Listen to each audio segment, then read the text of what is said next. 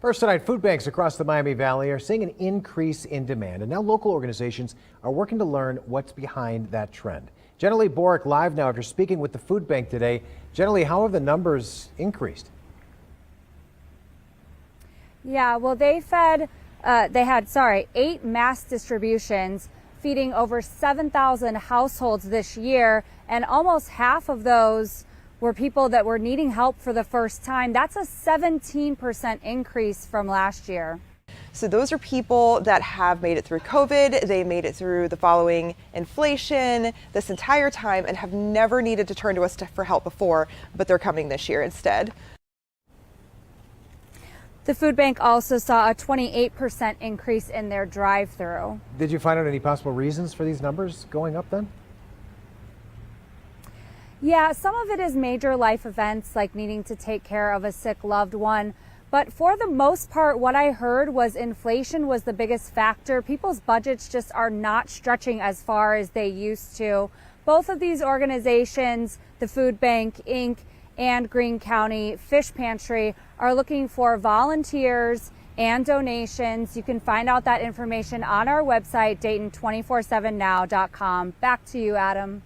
Jenna Lee, thanks. All right, let's talk weather now. And it was kind of a rainy, cooler night tonight, I guess, really all day, pretty much. Yeah, a little gloomy out there, a cold rain. We had some snow in the morning, for some of us at least. Some places got a little slushy coating of snow before it all melted away. But for right now, it's just cloudy. We had a couple of showers which have since fizzled out. You can see how they made their way through Montgomery County, now out of the region, and it's just cold, and it's going to be a colder night. So we got 30s across the area, 36 in Wapakoneta, 36 Urbana, 34 in Richmond, and it's going to be a cold start tomorrow. So starting out the day right around 30 degrees, but by the afternoon 40.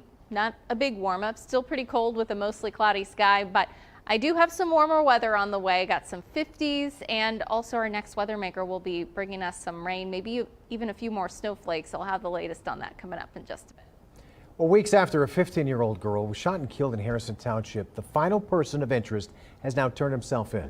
Tommy Moreland is inside the Montgomery County Jail tonight. Moreland and Denisha Taylor were arrested in connection to the shooting of Heaven Washington.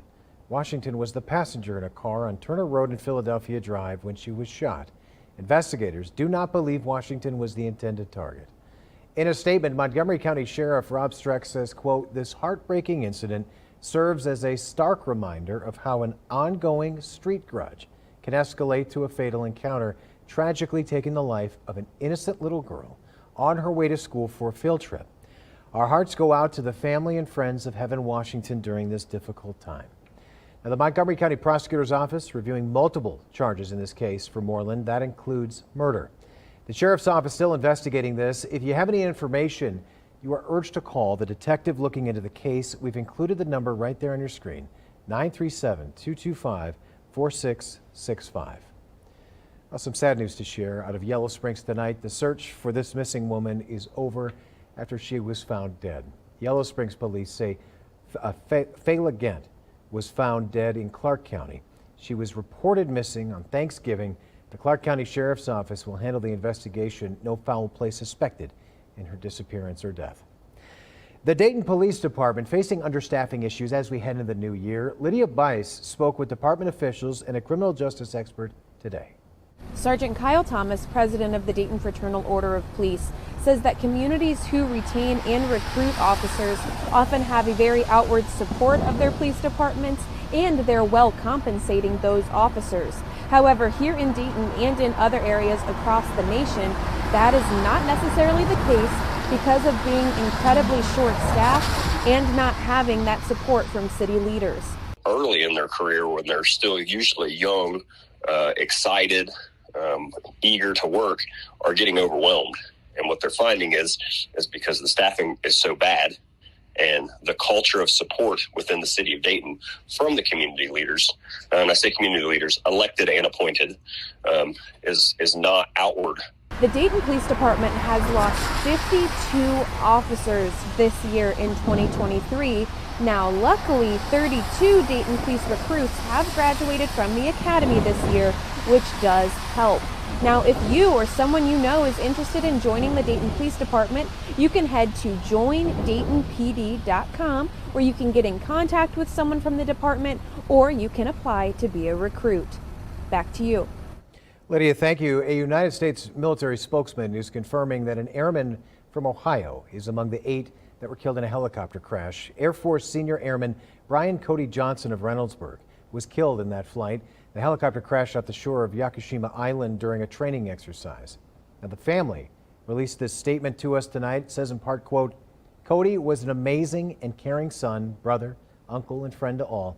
Cody made a huge impact on all who knew him, and those family and friends are working through the pain and grief that comes with this immeasurable loss. During this period of immense grief, we kindly ask for privacy as we navigate this devastating event." The cause of that crash of the helicopter is still under investigation. Back in our area now, and we're getting an update from the city of Richmond, Indiana on the My Way Trading warehouse fire cleanup. The EPA has now washed and removed 441,000 pounds of steel from that site. Crews have been working on cleanup for over a month. You may remember that April 11th fire burned for several days. You could see the smoke all the way out here in the Dayton area, forced thousands to leave their homes. Once steel is removed, cleanup on contaminated debris and other fire damaged structures will begin. Work on the site is expected to be completed in the summer. A months-long legal battle in the city of Troy may soon be coming to an end. City council members voted in favor of a tentative agreement with several companies and organizations regarding the future of the historic Troy Tavern. The agreement will allow for the quick repair or demolition of the building. The battle over whether the building should be torn down or repaired, though, has forced Main Street to be closed for months. It's unknown when that agreement would be finalized. Well, Dayton is now one of the locations that's been selected for an Amtrak route proposal. U.S. Senator Sherrod Brown made that announcement on his Facebook page. Brown says that the Federal Railroad Administration chose 4 key routes in Ohio for that expansion. Administrators are planning to begin route developments and will provide $500,000 for each corridor. Now, the corridors that will receive funding include locations throughout Ohio and the Midwest. In a statement, Senator Brown says, quote, "Good Amtrak service shouldn't be a privilege only for people on the coast. These new routes would expand opportunity, help grow businesses, and create jobs, and connect communities in Ohio and across the Midwest." Ohio voters approved Issue 2 to make recreational marijuana legal back in November, but before that new law goes into effect this week, Ohio lawmakers are scrambling for a vote to create changes. Those changes focused on tax revenue and local regulations. Many now upset about trying to change what voters have already approved. Adding more taxes? I mean, who can afford that right now with inflation? More cost on everybody? Seems like we're being punished for this thing. It's lowering the THC cap to a level that's going to make people not be able to get relief. People who have cancer and other terminal illnesses are going to really suffer at these low THC caps they're proposing. Yeah. The lawmakers wanting change say that those who voted for the passing of the bill did not read deep into it and were just focused on the weed itself. Montgomery County Commissioners approving a $1 billion budget for 2024. County officials say they were able to balance the upcoming budget without increasing water and sewer service rates. They also say $2.5 million being set aside to bring in new jobs and workers to the area. Now, this is a breakdown of that budget. $443 million will go towards social service programs in the county. That's 43% of the budget. Over $227 million will go towards the courts and law enforcement. That includes over $72 million to the sheriff's office, over $168 million going towards general government programs and departments, and over $167 million to public works. Now, you can read all about that budget right now in the web version of this story. It's at Dayton247now.com. Questions remaining tonight after a house explodes near Washington, D.C. Police working to figure out what happened. We got an update for you next. And caught on camera, customers scattering as a car reverses full speed into a restaurant. How a few centimeters could have made a huge difference. Plus, I'm tracking our next weather maker, which will bring the chance for more rain and maybe a few more snowflakes to our area, too. That's coming up. Here's a live look from our Eco Plumber Skycam. You're watching Dayton 24/7 now.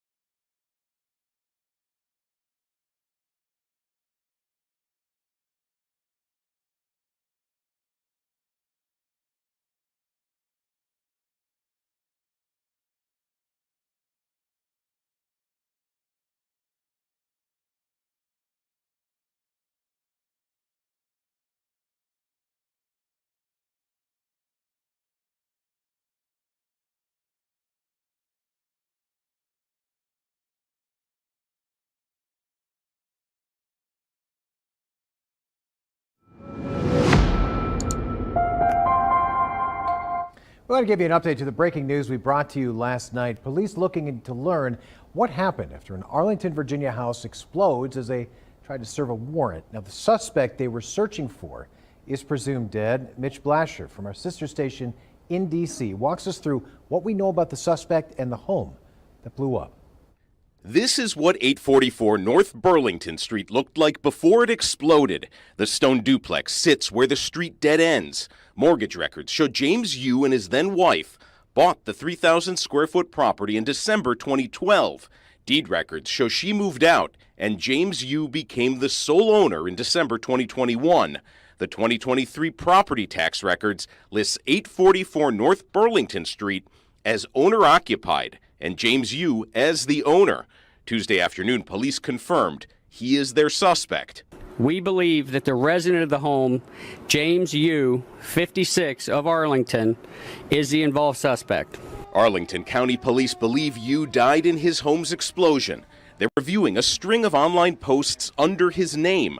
Tuesday morning, his LinkedIn page was offline, but previously captured screenshots show an author critical of his ex-wife, the legal system, and, quote, America's hypocrisy.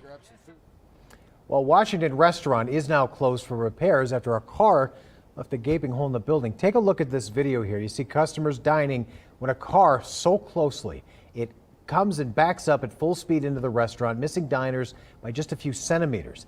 The Bellevue Police Department said the crash was accidental. One person was taken to the hospital. They should be okay. The girl right next to the car only had scratches on her legs. I really think this is a miracle. And I think, as I said, a little bit to the left or a little bit to the right, it will be very different outcome.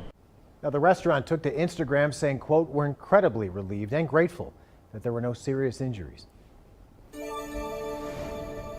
Well, cloudy skies across the area, as well as a couple of lingering showers. Most of those have dissipated for us. Our area of low pressure continues to head off to the east, and we just have a cold night on the way. It's going to be pretty chilly for the rest of the overnight hours. There's our system making its way off to the east, and clouds will continue to clear out overnight. So heading through the overnight hours, we do start to see temperatures fall back down into the lower 30s, upper 20s even. So it's going to be a cold start tomorrow. Make sure you have a coat. Bundle up by early tomorrow morning. It's going to be colder than we started this morning, but also going to be drier, not going to be dealing with a little bit of a wintry, slushy mess that some of us woke up to earlier this morning. But heading into the afternoon, we do see our highs back up lower 40s, upper 30s, mix of sun and clouds during the day tomorrow, and then eventually we'll see some more clouds stream through Wednesday night into our early Thursday. But Thursday, it's looking pretty good. Our highs, they're going to get back up into the lower 50s, right around 50 degrees. That's with some sunshine, but temperatures are going to be continuing to climb for the end of this week. And then I do have some rain, maybe even a few snowflakes in the forecast as we head into the weekend too. So I'm going to have the timing of that coming up here in just a bit. Israeli Prime Minister Benjamin Netanyahu says the IDF should retain control of Gaza following the war. This follows questions that world leaders have raised about what should happen next. The Biden administration believes Palestinian Authority should have control over the area. However, the Israeli government says it prefers to revoke governing power for Gaza residents.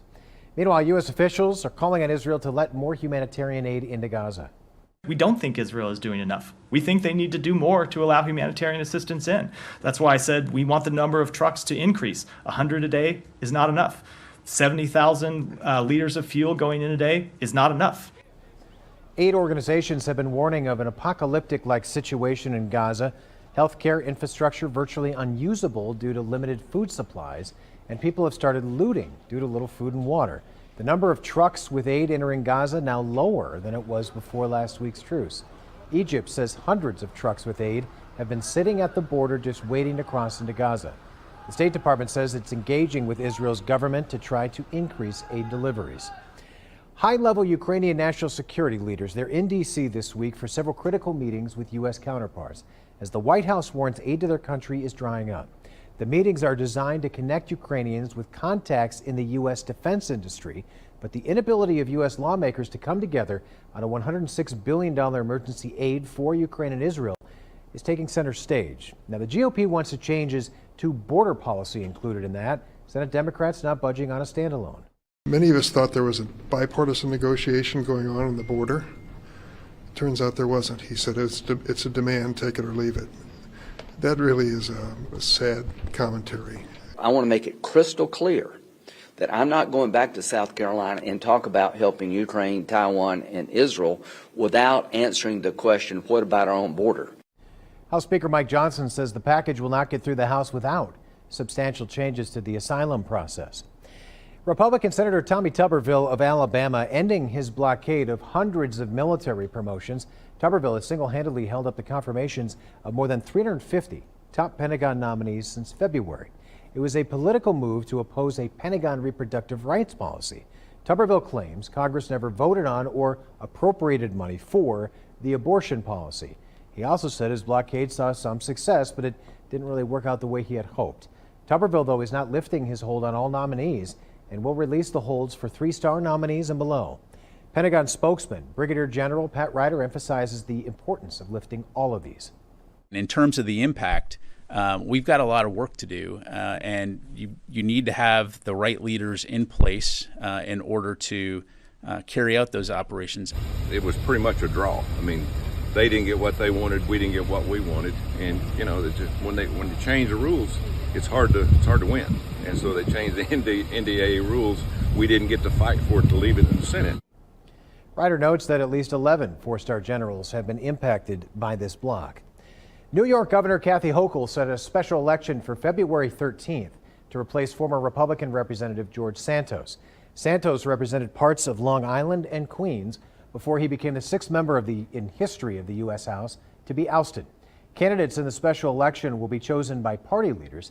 Whoever wins will serve the remainder of Santos's term ending in January of 2025. All right, here's a live look from our Eco Plumber Skycam over Miamisburg tonight. Kind of a dreary day. Let's check in with Natalie. It's a little cold out there. Yeah, cold one out here in our Watson's Weather patio, and it's going to be another cold day tomorrow, but I also have some warmer weather in the forecast. So heading into these next several days, we will start to notice our temperatures climbing. Tomorrow, though, still chilly, 40 degrees, but that's with some sunshine. It's not going to be as gloomy of a day. Still plan on a mostly cloudy sky, but definitely improvement from where we have been. We do get back up to 50 on Thursday, mid 50s on Friday, and then check out Saturday. High temperature right around 60 degrees. That's also with some rain. Our next weather maker moves in on Sunday. That's eventually going to be bringing us rain, potentially a few snowflakes, and then colder weather moves back in. So we'll have a look at that 7-day coming up. Protecting yourself during the holiday season, what you need to be aware of as the gifts start showing up at your door. You're watching Dayton 24/7 now.